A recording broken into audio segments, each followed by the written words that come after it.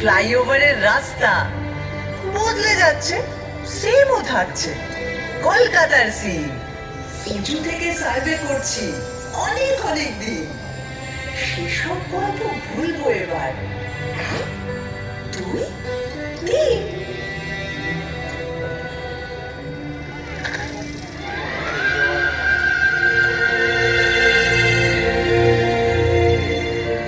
আমায় নিয়ে পথ এঁকেছে, এখন হচ্ছে মিম।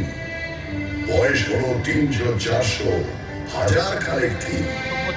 কি বলবে আর কি বলবে না, যদিও মেয়েটা ভালোই চেনা, তবু নিজেও ঘুরতে এলাম দুজন মিলে দিন।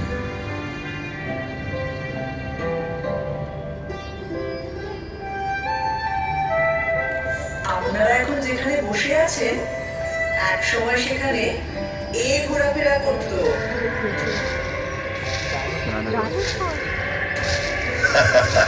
কোথায় জুরাসিক পার্ক আর কোথায় পার্ক স্ট্রিট। এখান থেকে শুরু করলে মোবাইল ফোনে আসতে আসতে 52 এপিসোড লেগে যাবে। তার চেয়ে একটা চেনা জানা ব্ল্যাক এন্ড হোয়াইট দিয়ে শুরু করো। তাহলে এটা দিয়ে করি।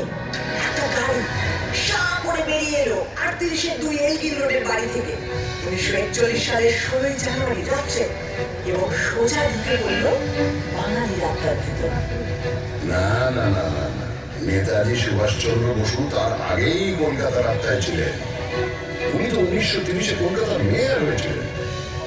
কংগ্রেসের প্রেসিডেন্ট হয়ে তিনি ভারতের আত্মায়।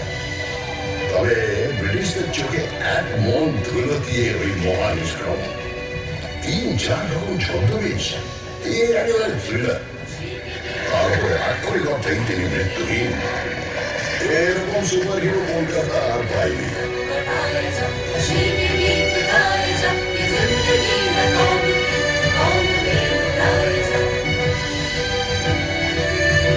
আচ্ছা, কলকাতার সবচেয়ে বড় ভিলেন কে? আমি একজনের কথা বলবো যার কোনো নামই নেই। নামই নেই মানে?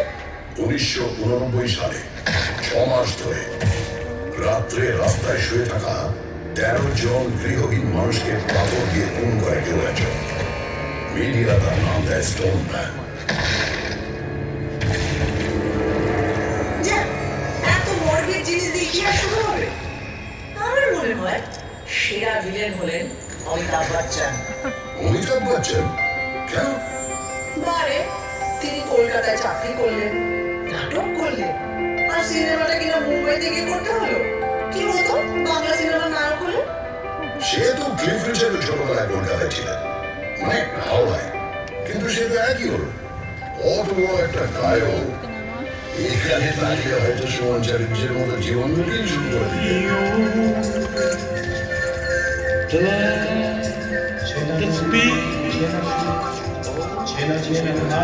আর পেলে পেলে কলকাতায় ছিলেন না?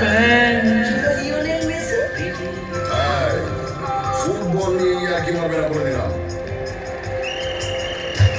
1911 সাল আইএফএ শিল্ডের ফাইনালে 2-1 গোলে মোহনবাগান হারিয়ে দিল সাহেব টিম ইস্ট ইয়র্কশায়ার রেজিমেন্টকে। ভাবা যায়, পরাধীন দেশে ইংরেজ টিমকে হারাচ্ছে একটা দল যা সকলে ভারতীয়। কলকাতার ইতিহাসে জলজল করছে সেই ওই স্বাধীন কিন্তু ভারতের রাজধানী সরিয়ে নিয়ে যাওয়া হচ্ছে দিল্লিতে। তার আগে 139 বছর ধরে আমি ছিলাম রাজধানী। ব্রিটিশ ভারতের মোস্ট ইম্পর্টেন্ট শহর। আরে তাতে লজ্জার কি? এটা গর্বের ব্যাপার। কলকাতায় তখন স্বাধীনতা আন্দোলনের এমন ঝাঁজ ব্রিটিশরা সইতে পারছিল না। তাই 1905-এ ঠিক করলো বাংলাকে বিভাগ করে দেওয়া হবে।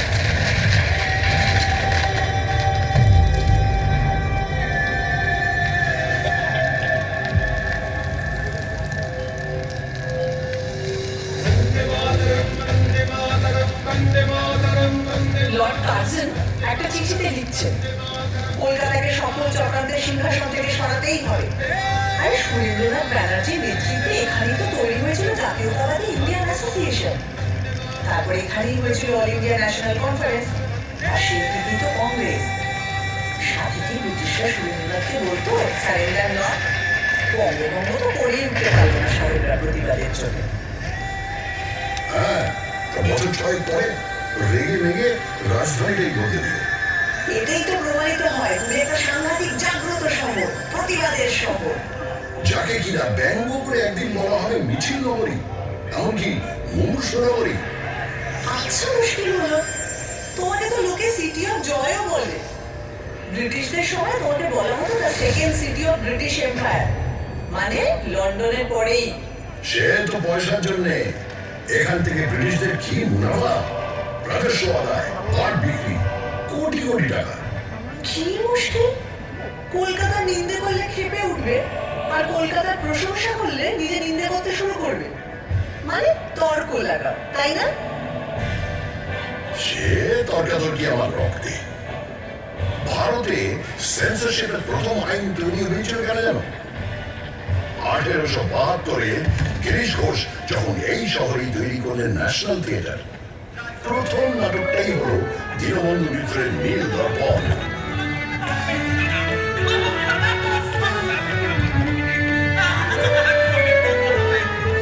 বছর 3 বাদে যখন এই দল সারা ভারত ট্যুর করছে, লখনৌতে নাটকটা হচ্ছে। যে সিনিয়র ভারতীয় নায়ক এসে অত্যাচারী নীলকর সাহেবকে মারছে, তা দেখে দর্শকের মধ্যে থাকা ব্রিটিশ সৈন্যরা স্টেজে উঠে সব লন্ডভন্ড করে দিল। তারপরের বছর প্রিন্স অফ ওয়েলস কলকাতায় এসেছিলেন, তাকে অভ্যর্থনা করা নিয়ে ব্যঙ্গ নাটক। আবার অত্যাচারী পুলিশ কমিশনারকে নিয়ে স্যাটায়ার। ব্যাস, ড্রামাটিক পারফরমেন্স অ্যাক্ট, সেন্সরের খারাপ। শোনো শোনো, যার সেন্স বেশি তার পেছনে সেন্সর লাগবে। এটা ভালো বলেছ। 1870-এ যখন জেমস হিকি এখান থেকে প্রকাশ করলেন ভারতের প্রথম খবরের কাগজ দ্য বেঙ্গল গেজেট, সেখানে তিনি লর্ড হেস্টিংসের স্ত্রী লেডি হেস্টিংসের কাজকর্ম নিয়োগ দিয়ে সাংঘাতিক নিন্দবন্ধ করে লেখা লিখতেন। আর এখনো লিটল ম্যাগাজিনেরা সমস্ত এস্টাবলিশমেন্টকে নিয়ে সেইভাবেই সমালোচনা করে। সারাদিন প্রতিবাদ, রাগ, অথরিটিকে ব্যঙ্গ, এগুলো পেটে গজবাজ করে বলে কলকাতার লোকের লিভার খারাপ। মোটেই নয়, সব লিভার খারাপ নয়। এই হাওড়া ব্রিজ, সেটা তো ক্যান্টিলিভার, 1943 থেকে দাঁড়িয়ে আছে।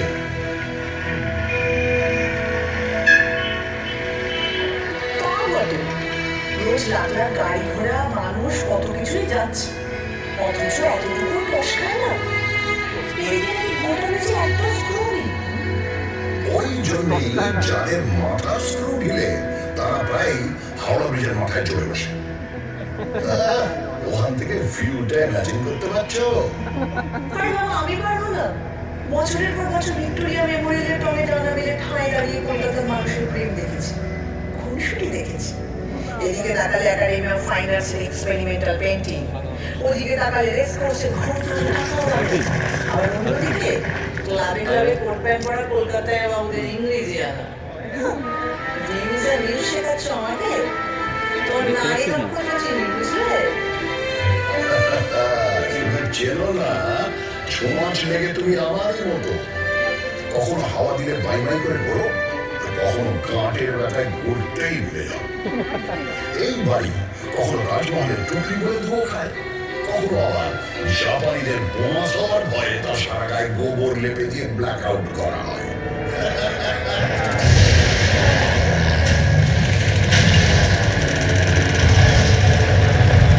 কত হাসির তো কিছু নেই, তোমার মুখে তো কঙ্কালের পৌঁছ নেই বাবু। ওই দ্বিতীয় বিশ্বযুদ্ধের সময় যখন তোমার রাস্তায় শুয়ে খিদের জ্বালায় শয় শয় লোক মরেছে, আর অন্য লোকেরা তাদের দিয়ে নির্দ্বিধায় অফিস করেছে, আড্ডা মাখিয়ে গেছে। ফ্যান দাও, ফ্যান দাও, চিৎকার চাপা দিয়ে দরজা জানলা বন্ধ করে গ্রামোফোনে গান শুনেছি। তখন কোথায় ছিল তোমার প্রতিবাদী ফটক ফটক?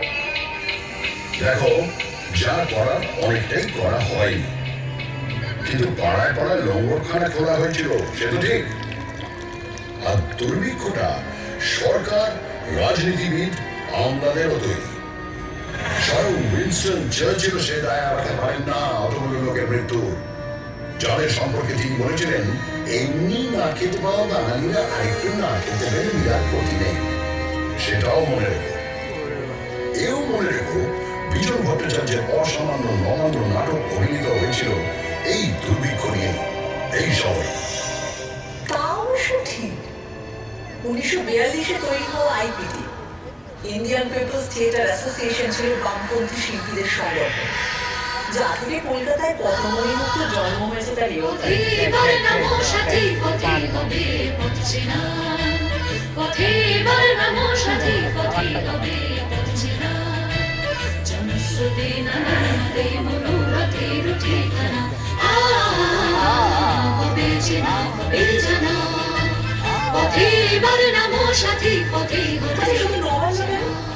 আরো অনেক অবিস্মরণীয় গান, নাটক, সিনেমা জন্মেছে এখান থেকে।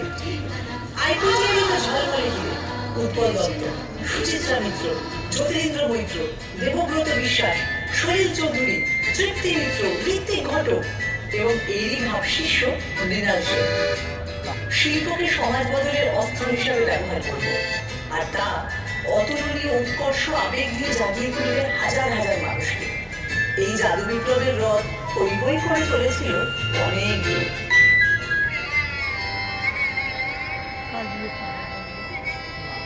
43-এর দুর্ভিক্ষের প্রায় 170 বছর আগে, তখনও তুমি জন্মাওনি। যখন 76-এর মন্বন্তর এসেছিল, সেও তো মানুষেরই তৈরি দুর্ভিক্ষ, ব্রিটিশদের তৈরি দুর্ভিক্ষ। তারা মানুষকে হিংস্রভাবে নিংড়ে খাজনা দিচ্ছিল, ধান জমিতে আফিম আর নীল চাষ করছিল। তখনও পড়ে পড়ে আমার বুকে মরেছে লাখ লাখ অসহায় মানুষ। কি করবো, চুপচাপ চেয়ে থেকেছি। তখন যদি একটা আইপিটি থাকতো। তোমার ইতিহাস তো জেগে থাকার ইতিহাস, ঘুমিয়ে থাকার ইতিহাস। 19 শতকে বাবুরা যখন কারি কারি টাকা খরচা করে বিড়ালের বিয়ে দিচ্ছিল, যখন গোলাঞ্চলে জল শোধ চলছিল, তখন তুমি কেমন ছিলে বাবু? আধা ঘুমন্ত, দূরে ছিলে। আমারে ফ্রড করে প্রাণ কৃষ্ণ কোথায় গেলি? আমারে ফ্রড করে প্রাণ কৃষ্ণ কোথায় গেলি? I am sorry, very sorry, I am sorry, very sorry, আমার golden body হলো কালি। আমারে ফ্রড করে, আমারে ফ্রড করে। আমার দারুণ মজা লাগছিল। যে চকচকে তেল মেখে 4 ঘোড়ার গাড়ি চড়ে চান করতে যায়, তার একটা বেপরোয়া গ্ল্যামার আছে, এটা মানবে তো? আর দেখো, বাবুদের ওই বাড়াবাড়ি না থাকলে বাইজি নাচের সমজদারিও থাকতো না। তাদের টাকায় ঢাল স্কুল কলেজের পত্তন হতো না। আর আমার সবচেয়ে আরো ভক্তি পার্বণ দুর্গা পুজোটাই হতো না। দুর্গা পুজোটাই হতো না? ওমা, কেন? আর এই শোভাবাজারের বাবু নবকৃষ্ণ দেব মাদ্রাসা তৈরির জন্য প্রচুর টাকা দিয়েছেন, রাস্তা তৈরি করে দিয়েছেন, সারা দেশ থেকে গায়ক বাজনদার এনে বিশাল সঙ্গীত সম্মেলন করেছেন। আবার ৮২ যুদ্ধের সময় তিনি সিরাজের বিরুদ্ধে চক্রান্তে শুধু সামিল ছিলেন তাই না, যুদ্ধ জয় উপলক্ষে বিরাট দুর্গাপুজো করেছিলেন। সেটাই তো দুর্গাপুজোকে একটা বড় পার্বণ হিসেবে আমাদের সমাজে প্রতিষ্ঠিত করবে। এ তো ভারী হলো ব্যাপার। যে লোক বাংলাকে ইংরেজের হাতে তুলে দিল, সেই লোকই আবার দুর্গা পুজো চালু করলো। একদম। বাংলা ইংরেজদের হাতে কিন্তু যেত না যদি সিরাজউদ্দৌলা ১৭৫৬ বিশাল বাহিনী নিয়ে আমায় আক্রমণ না করতেন। উনি ইস্ট ইন্ডিয়া কোম্পানির সেনাদের গুলিয়ে না দিলে ইংরেজরা চট করে একজন নবাবের বিরুদ্ধে ওভাবে যুদ্ধে নামত না। যুদ্ধে নামতো ঠিক, শুধু প্রপার নামগুলো বদলে দিত। ওরা দখল না নিয়ে ছাড়ার জাত নয়।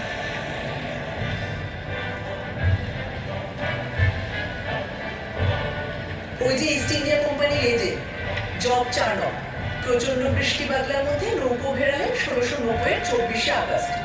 ব্যাস, চাকা গড়াতে শুরু করলো। তোমার ইতিহাসেরও শুরু। ভুল। তোমার কথাটা সম্পূর্ণ ভুল। চাণক্য আসার অনেক আগেই কবি কঙ্কন মুকুন্দরাম আমার কথা লিখে গেছেন। তারও আগে 1495 বিপ্রদাস পিপিলাইয়ের মনসামঙ্গল কাব্যেও আমি আছি। শাওন রায় চৌধুরীদের পরিবার ব্রিটিশরা আসার অনেক আগে থেকেই কলকাতা চলে যাচ্ছিলেন, তাই ইতিহাসটা ওখান থেকে শুরু নয়। আর 2 নম্বর ভুল হচ্ছে, চাণক্য এসে যে চাকাটা খারাপ রাস্তায় গড়ালো তাও কিন্তু নিশ্চিত নয়। রামমোহন রায় সতীদাহ বন্ধ করলেন ঠিকই, কিন্তু অত বড় কাজটা কি করতে পারতেন যদি লর্ড বেন্টিঙ্ককে সাহায্য করতেন? মাইকেল মধুসূদন দত্ত কি বাংলা কাব্যের ভাগ বদল ঘটাতে পারতেন যদি মিল্টনের প্রভাব না পড়ত? আর বঙ্কিমচন্দ্র, উনি কি বাংলায় প্রথম উপন্যাস লিখতে পারতেন যদি ওয়াল্টার স্কট না পড়া থাকত? সবশেষে বলি, ঈশ্বরচন্দ্র বিদ্যাসাগর কি বিধবা বিবাহ চালু করতে পারতেন যদি ব্রিটিশরা পাশে না দাঁড়াতো? কি হাবি যাবি বলছো? মনে রেখো, শহীদ ক্ষুদিরাম বসুর মরদেহ তোমার রাস্তা দিয়ে নিয়ে যাওয়ার সময় হাজার হাজার লোক ফুল ছুঁড়েছে। তোমার রাইটার্স বিল্ডিং এ অত্যাচারী ব্রিটিশকে গুলি করার পর আত্মঘাতী হয়েছেন বিনয়, বাদল, দীনেশ। তোমার এক বিখ্যাত ব্যারিস্টার চিত্তরঞ্জন দাস, যার কাপড় কেচে আসতো প্যারিস থেকে, নিজের সব ইউরোপীয় পোশাক তুলিয়ে দিয়ে খাদি ধারণ করেছিলেন। আর তিনি আলিপুর বোমা মামলায় যাকে ছাড়িয়ে এনেছিলেন, সেই অরবিন্দ ঘোষ তো ছিলেন পোয়েট অফ পেট্রিয়টিজম। আরে বাবা, তুমি বিপ্লবী সংগঠন অনুশীলন সমিতির শহর।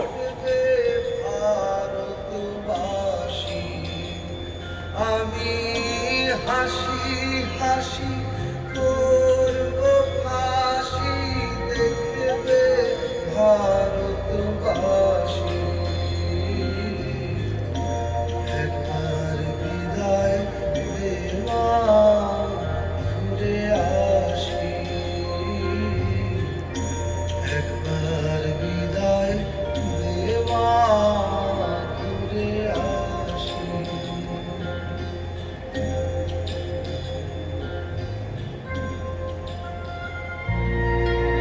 যে মনুমেন্টকে 1828 তৈরি করা হয়েছিল ইস্ট ইন্ডিয়া কোম্পানির 2টো যুদ্ধ জয়ের জন্য, কমান্ডার ডেভিড অক্টনলির স্মরণে 1969 কিনা তার নাম বদলে করে দেওয়া হলো শহীদ মিনার। উৎসর্গ করা হলো ভারতের স্বাধীনতার যুদ্ধে শহীদদের উদ্দেশ্যে। তবে অত রাগের কিছু নেই। আমি শুধু ভাবছিলাম কি হলে কি হতো। প্র্যাকটিস করো, এটাও ভালো। কলকাতায় যদি বাঘ সিংহ ঘুরে বেড়াতো তাহলে কি কি হতো? আরে কলকাতার বাঘ তো বিখ্যাত। বাংলার বাঘ তো কলকাতাতেই থাকতেন।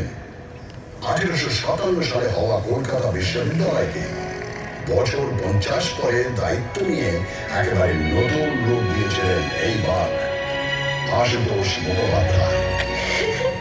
আর সিংহ? হ্যাঁ, সিংহ তো ছিল, কালী প্রসন্ন সিংহ, যিনি এক হাতে অনুবাদ করেছেন মহাভারত আর অন্য হাতে আমায় নিয়ে লিখেছেন হুতম বেচার নকশা।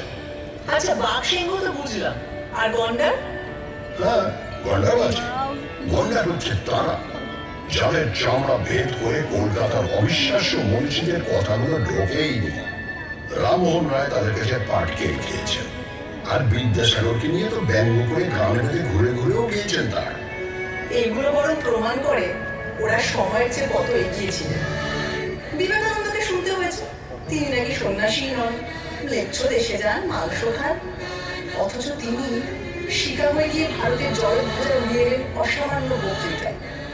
তার গুরু রামকৃষ্ণকে শুনতে হয়েছে তিনি নিরক্ষর, আর তিনি তার সহজাত বোধ ও ধর্মজ্ঞানের ছটায় চারপাশে জড়ো করে এনেছেন শ্রেষ্ঠ মনীষীদের। তার যত মত তত পথ শুধু ধর্ম নয়, শহর কলকাতায় জীবনযাপনেরও দর্শন।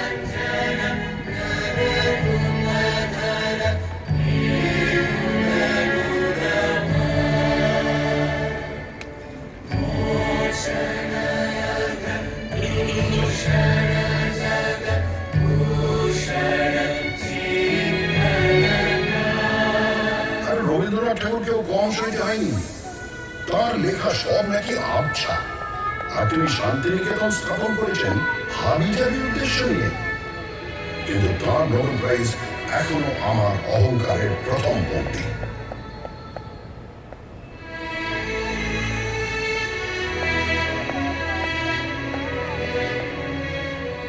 আমি রাজধানীর পর থেকে 1911 খসে পড়লাম, কিন্তু 2 বছর পরেই আমার মাথায় এমন মুকুট উঠল যার ঝলমলাই থামার নয়। নোবেল কমিটি বলল রবীন্দ্রনাথ ঠাকুরকে প্রাইজ দেওয়া হচ্ছে because of his profoundly sensitive, fresh and beautiful verse. প্রথম ভারতীয় নোবেল পেলেন। সত্যি ভাবা যায় না বলো, একটা শহর থেকে 6 জন নোবেল লরিয়েট এবং 5টা আলাদা ক্ষেত্রে কাজের জন্য। 1902 পেয়েছেন রোনাল্ড রস চিকিৎসাবিদ্যার জন্য। 1930 ফিজিক্সে নোবেল পেলেন সিভি রমন। 1979 মাদার টেরেসা পেলেন নোবেল শান্তি পুরস্কার। 1998 পেলেন অমর্ত্য সেন ইকোনমিক্সে। আবারও 2019 পেলেন অভিজিৎ বিনায়ক বন্দ্যোপাধ্যায়, এবারও ইকোনমিক্সে।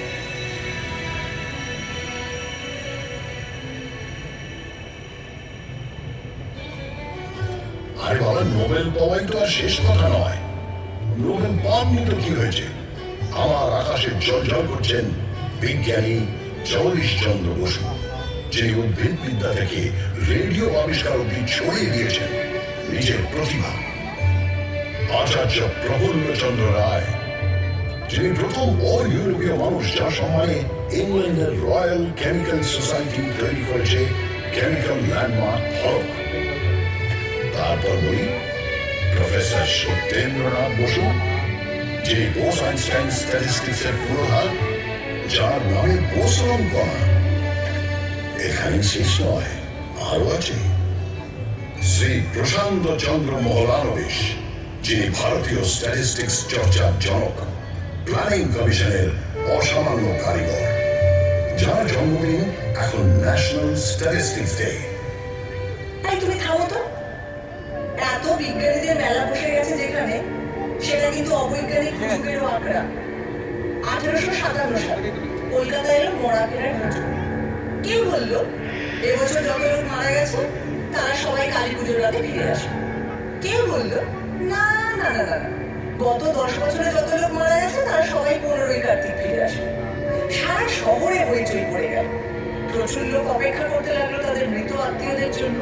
গানও কথা হলো, মরা মানুষ ফিরে এসেছে, দেখে এলাম রাঙামাটি ভাসতে ভাসতে আসতেছে, গলা সরু পেট মোটা, জলকে হয়েছে সোনা, ইত্যাদি ইত্যাদি। হ্যাঁ, কিন্তু 1979 হুজুরটাও খারাপ নয়। আমেরিকার পাঠানো স্যাটেলাইট স্কাইল্যাব নাকি ভেঙে পড়বে।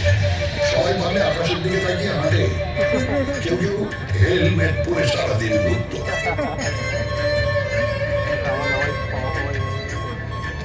স্কাইল্যাবের টুকরো অবশ্য কয়েকটা পড়েছিল, কিন্তু কলকাতার ধারে কাছে নয়, অস্ট্রেলিয়ার পার্থ আর অন্য কয়েকটি জায়গায়।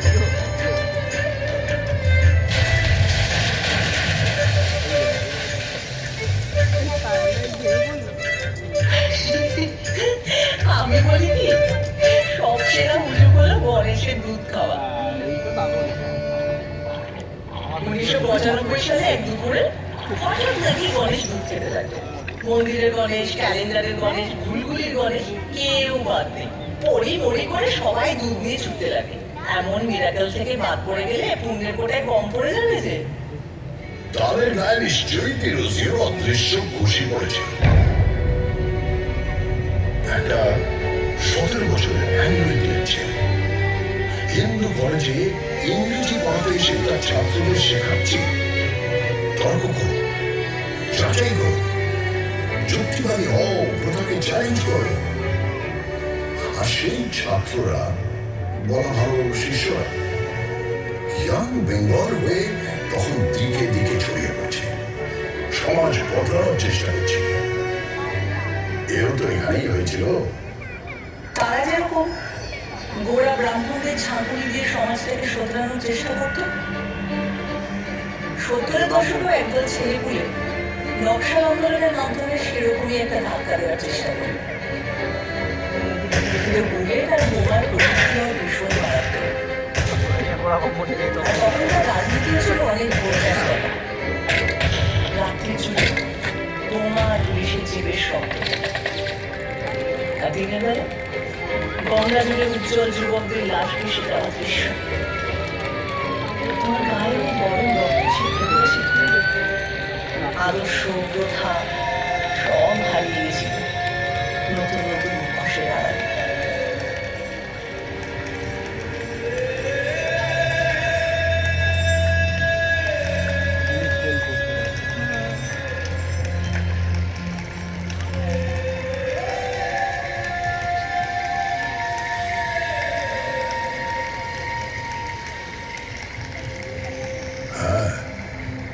নকশাল আন্দোলন নিয়ে কারো আছে আতঙ্ক, কারো আছে রোমান্টিক নস্টালজিয়া। যিনি চেয়ারম্যান আমাদের চেয়ারম্যান, এই স্লোগান নিয়ে একটু মুখ টিপে হাসিও আছে। কিন্তু কেনই বা এখান থেকে কেউ চীনের নেতাকে গিয়ে সংগ্রাম করে তুলবে না? কেন ওই কথা বলবে না? কলকাতাকে বিশ্ব নাগরিকতার কেন্দ্র নয়? দেখো, সেটা হিন্দু কলেজটাই একটা বিরাট সেট। ইংরেজি ভাষা শিখতে হবে, পাশ্চাত্য সংস্কৃতি বুঝতে হবে, তাকে নিজেদের সংস্কৃতির সঙ্গে মেলাতে হবে। এরকম একটা ভাবনা নিয়ে যে স্কুল করা দরকার, তা ভারতে অন্য প্রান্তে কেউ তো ভেবে বের করতে পারেনি। সাহেব আর বাঙালি মিলেমিশে 1817 সালে এমন একটা কাজ করলো যা না থাকলে বেঙ্গল রেনেসাই হতো না।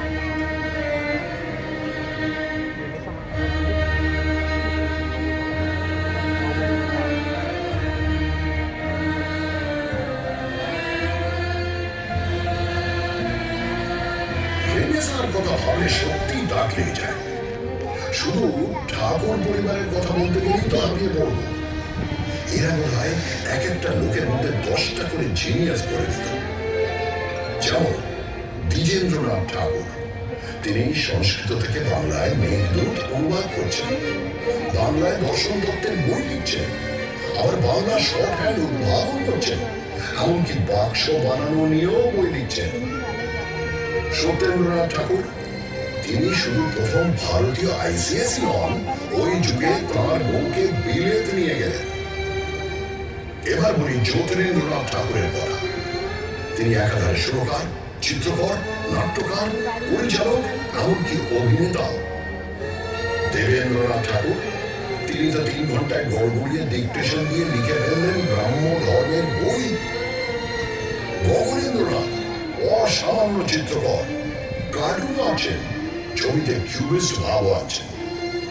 আর অবনীন্দ্রনাথ ঠাকুর, তার আঁকা ছবি আর লেখা গল্প, এই দুই বাংলা সংস্কৃতির বিস্ময়।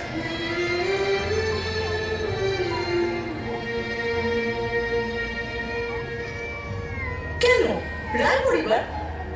উপেন্দ্র কিশোর রায়চৌধুরী বেহালা বাজাচ্ছেন, আবার বাংলা শিশু সাহিত্যে কাঠামো করে দিচ্ছেন, বাচ্চাদের পত্রিকা বের করছেন, আবার হাফটোন প্রিন্টিং এ আশ্চর্য আবিষ্কার করে বিপ্লব এনে দিচ্ছেন। তার ছেলে সুকুমার রায় খেয়াল রসের গদ্যে গদ্যে তাক লাগিয়ে দিচ্ছেন, আবার ননসেন্স ক্লাবে প্লেটো বা তুর্গেনেভ নিয়ে কথাও বলছেন। এরা বোধ হয় প্রাচ্য পাশ্চাত্যের গুণগুলোকে একটা গেলাসে গুলে সকালে উঠেই খেয়ে নিতে। হ্যাঁ, ঠিক বলেছ। এই মিলিজুলিটা আমাদের চিরকাল আছে। 1835-এ মেডিকেল কলেজ স্থাপিত হয় এখানকার লোককে পাশ্চাত্য ডাক্তারি রীতিতে শিক্ষিত করে তোলার জন্য। আবার এই শহরের নৃত্যশিল্পী উদয় শঙ্কর, তিনি তো বিদেশি নর্তকী আনা পাভলোভার সঙ্গে মিলে তাঁর বিখ্যাত রাধা কৃষ্ণ ব্যালেটা তৈরি করেন। আর সুকুমার রায়ের ছেলে সত্যজিৎ রায়, যিনি 1955-এ পথের পাঁচালী ছবি তৈরি করে একা হাতে ভারতীয় সিনেমায় নিউ ওয়েভ আনলেন। তিনি তো স্পষ্টই বললেন, হলিউডের ছবি না দেখলে তিনি নিজের ছবির ব্যাকরণ তৈরি করতে পারতেন না। অথচ সাহেবরা তাঁর ছবির মধ্যে খুঁজে পেত খাঁটি ভারতীয়ত্ব। এই মিশেল, এই আহরণ হজম করার ক্ষমতা, এ জিনিস আমার মজ্জায়। ঠিক বলেছ। সত্যজিৎ রায় প্রাচ্য ও পাশ্চাত্যকে সমান মুগ্ধ করেছেন, আর এই জন্যই 1992 সালে তিনি পেলেন লাইফ টাইম অ্যাচিভমেন্ট অস্কার পুরস্কার।